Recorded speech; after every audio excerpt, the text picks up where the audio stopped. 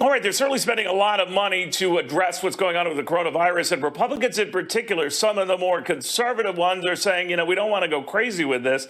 Lee Spieckerman says, go ahead and be a little crazy here. This is the type of issue that needs addressing and fast. He joins me around to look at this in the Senate battle. Lee, always good to have you.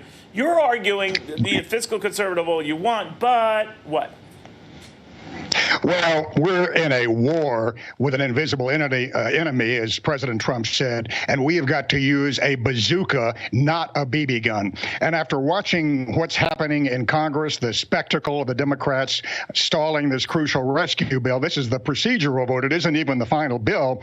We don't want to have to go back to Congress. So I think it's crucial that we have a rescue package that encompasses at least the next 3 or 4 months, so we don't have to go back to Congress for more funding. I mean, that's crucial. And some of those Republicans, Neil, are confusing austerity with conservatism.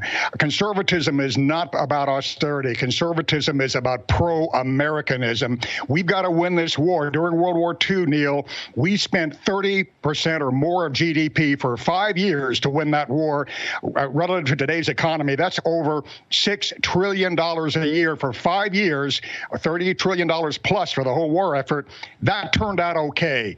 So better, as Dr. Fauci said on the medical aspect, better to look back and say we overreacted. All right, but a lot of people on the Hill who are arguing this, particularly Republicans, are for this stimulus package. When you think about it, Lee, it's still pricey, the $2 trillion. But they've loaded it, Democrats say, with goodies for businesses. Then Republicans counter, you've loaded it and tried to counter-load it with goodies for your interest groups. Do you just take that as a risk that comes along when you offer these bipartisan stimulus packages? That a lot of junk is going to go in there, but most of it is the stuff that you need to address the problem?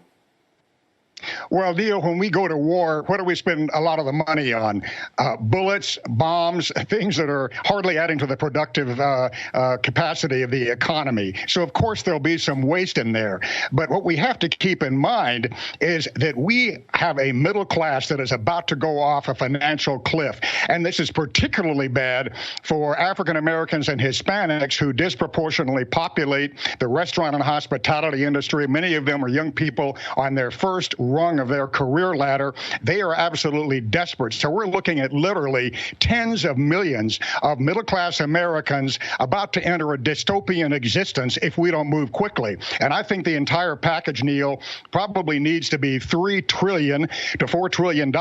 Frankly, the Federal Reserve could create an LLC and capitalize it with $3 or $4 trillion of balance sheet money. In other words, money they create, and either loan it to the federal government for these expenditures or disperse it directly to businesses and individuals. We have, as a country, tremendous financial muscle, and this is no time to keep our powder dry. Our financial muscle in this world, Neil, is just as preeminent and just as strong relative to the rest of the world as is our military.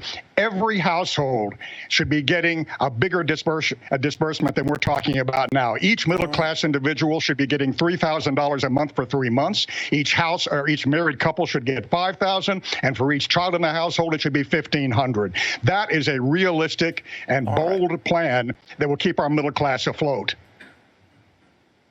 As long as you pay for it, Lee, and not everyone else. I'm only kidding. Thank you, Lee, very much. Lee Spieckerman, that is a growing Always great to be with you.